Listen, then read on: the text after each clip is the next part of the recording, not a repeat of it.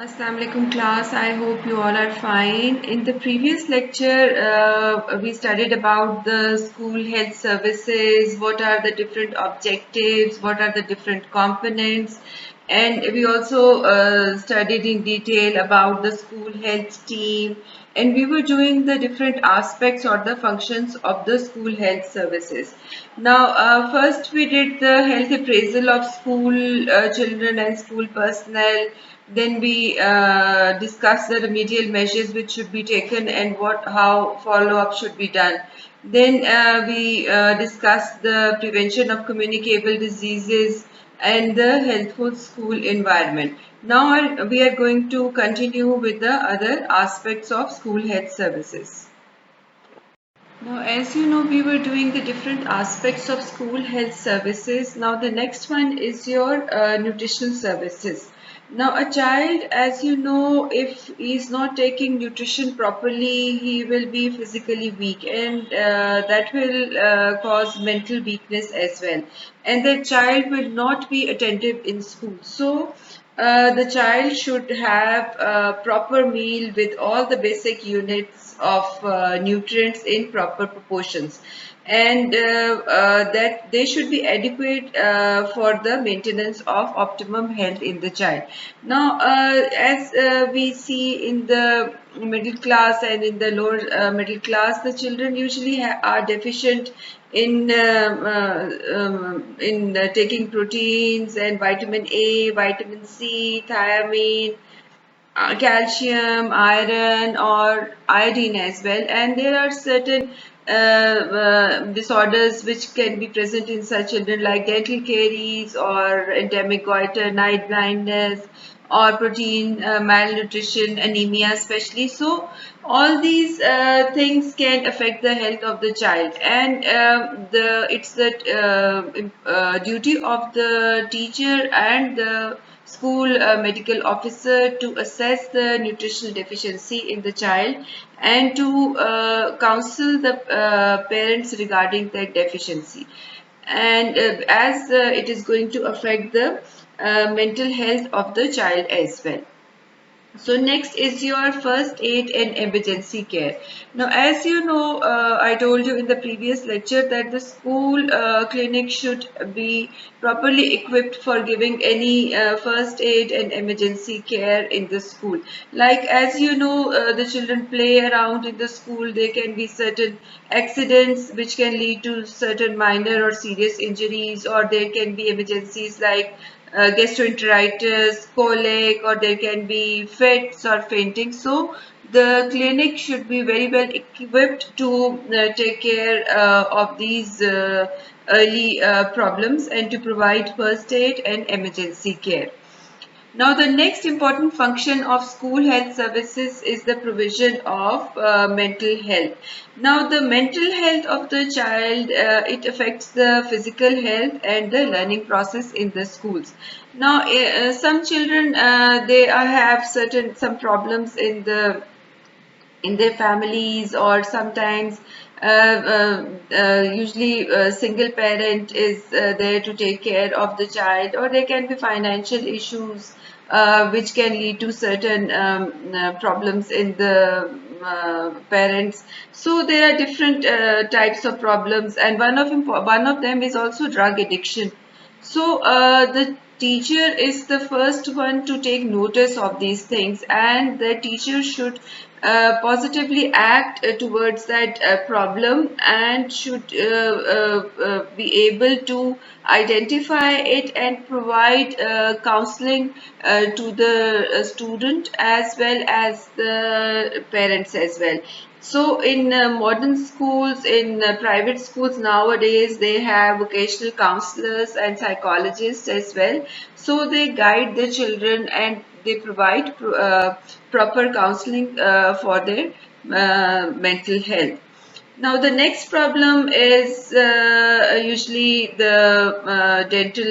It's not a problem, but it's the important function of the school health services that you have to look after the dental health of the children as well. As you know, the children, they sometimes they don't have a proper dental hygiene, and there can be dental caries, and periodontal diseases are very common. So if the school medical officer or the nurse or the teachers, they should be able to identify those problems, and they should try to eradicate it by giving health education to children as well as their parents as well. Now, the next function of school health service is the eye health services. Now, in schools, as I told you, the clinic should have a proper eye examination of the children as well, as they can be refractive errors, or the especially in the at the nursery level or at the preschool age, the children can have any squint problems, or there can be any eye infections as well. So the teachers should be able to identify that, and the medical officer should be told about that, and these problems should be eradicated. So next important aspect of the school health services is the health education. Now, health education is the most important element or component of the school health program, as health education provides knowledge to the students regarding health, and improve their attitudes and practices as well. Now, if you educate the students, they are going to go back home and educate their families as well. So, health education is the most important element of the school health program.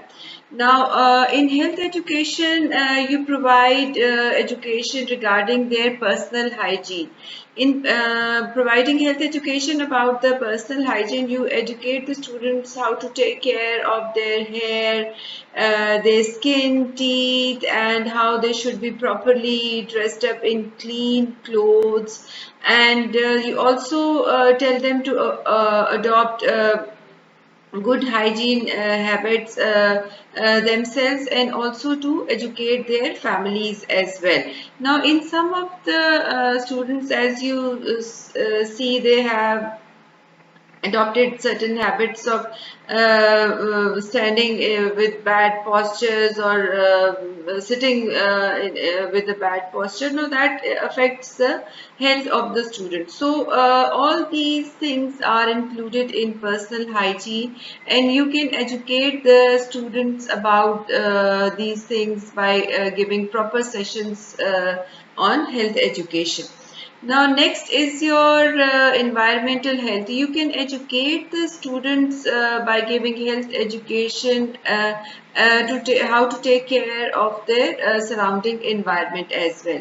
Now, as you know, nowadays the monsoon season is here, and in Pakistan, implantation of trees is also being very much promoted as well. So you can educate the students about planting trees, and how they can take care of the environment around them, to have proper clean habits for themselves and their families as well. Now, as I told you, while if you tell the students about the health education, now that is going to also affect their families as well, as they take home some messages, and that is going to be helpful for the family. Now, next is your aspect of school health service is the education of handicapped children. Now, as you know, there are certain special children as well, and you have to have proper education centers for these handicapped children. Now, as you can see in defense, they have that Sunrise School for the handicapped children. Now, these schools should be properly equipped, and they should have a self-supporting staff for the students as well. So they all their needs should be properly carried out, and they should be a proper self-supporting member of the society as well. So education of the handicapped children is also an important function of school health service. Question on the application of levels of prevention for the functions of school health services. Now, as you know, there are three levels of prevention: primary prevention, secondary, and tertiary prevention. In primary prevention, as you know, there is health promotion and specific protection. Now, if you apply this primary prevention for the functions, number one is your health education. As I told you, this is the most important component of the school health program. Now, you have to provide knowledge regarding their personal hygiene, which includes proper hand washing technique, or their oral hygiene, or growing up puberty, having a balanced diet, and substance abuse as well. So I'm not going to go into the detail. We discussed about health education in the previous slide as well. So number one is your health education. Number two is the prevention of accidents.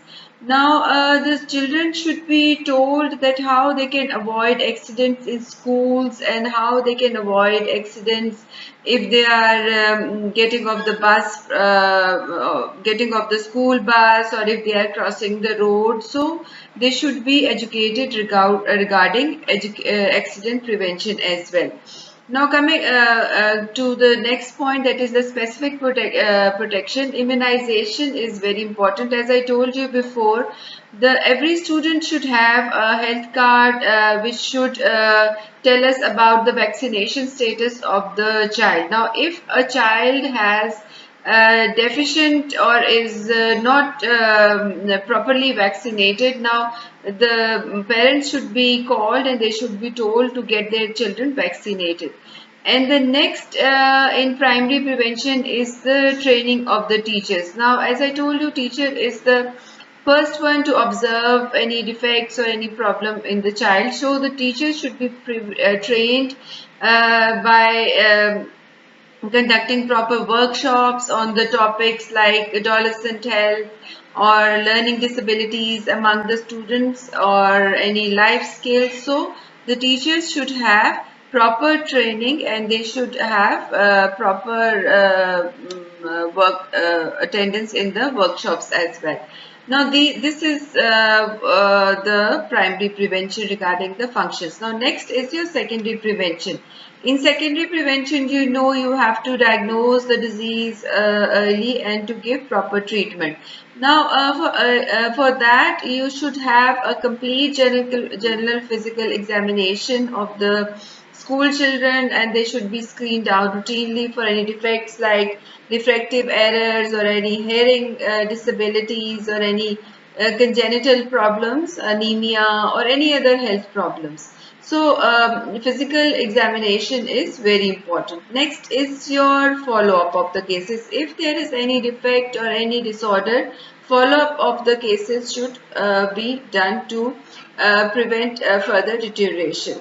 Now, next is your treatment of minor ailments. Now, minor ailments, as I told you, that they can be dealt at school clinic, like common cold, sore throat, or diarrhea, or pain in the tooth, or any earache, or any other minor ailment. So, the school clinic should be able to treat and take care of these minor things. Now, next is the prevention of spread of communicable diseases. Now, school health services plays an important role in preventing the spread of communicable diseases like measles, mumps, or typhoid fever, or chicken pox at the school level. And early detection and isolation of such cases minimizes the chance of spread of this disease in the school children. Now, this was about the secondary prevention. Now, third is your tertiary prevention. As you know, in tertiary prevention, there is disability limitation and rehabilitation. So, if there is any problem in the child, like the child is autistic or any other problem, so the school should arrange remedial classes for that student, and should have a proper in the arrangement to limit that disability. Now, even if this children, they sometimes they have diabetes, or they have asthma, or they have any other ailment that is chronic, so the school should also be told about that ailment and should be able to provide any proper first aid if required in these children. So these were the levels of preventions for the functions of the school health services.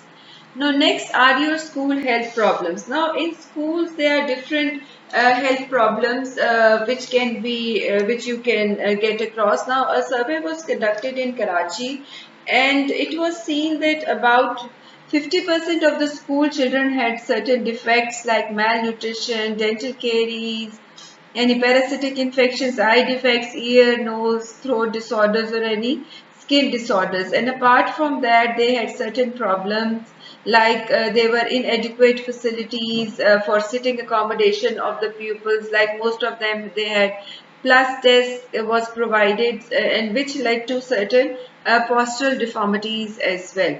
So the other school health problems which we can see are improper ventilation. As nowadays, as you know, the private schools, they are built in the small buildings, and there are problems of cross ventilation as well. So that can also lead to certain problems as well. So another problem in schools is the poor sanitary conveniences. The washrooms are not properly cleaned, they are neglected, and the students can get different sort of infections with them. Now, another most important health problem in schools is the water supply. Now, in government schools where resources are less, water supply is deficient, or if it's present, it's not proper. So, care should be taken to get a proper water supply for the schools as well.